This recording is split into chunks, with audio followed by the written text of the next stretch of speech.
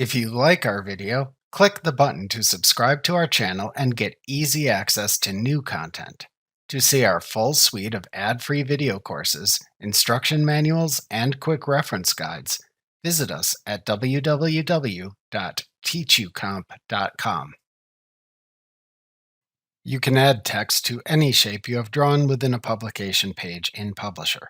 When you do this, Publisher converts the selected shape into a text box. However, since you have many shapes at your disposal, you can see that a text box does not have to be a literal box shape.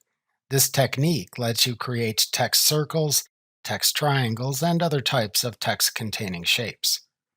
To add text to a shape in Publisher, select the shape to which to add text. Then type the text to add to the shape. Publisher immediately converts the shape into a text-containing shape as you type.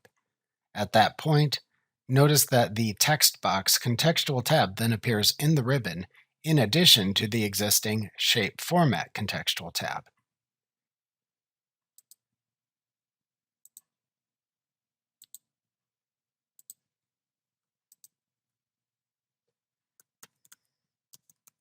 When adding text to shapes and text boxes in Publisher, if you add more text than Publisher can show within the selected shape, the shape's resizing handles, which appear around its border, turn red to indicate the shape contains more text than it can show.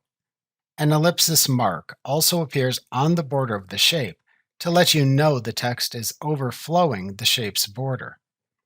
To fix overflowing text in Publisher, you can resize the shape so it is large enough to show the text it contains. Alternatively, you can link the text in the shape to another empty shape in the publication, so the overflow text from the first shape then appears in the second shape. You'll learn how to perform both these tasks in later lessons of this tutorial. Remember to click the subscribe button to see more of our videos.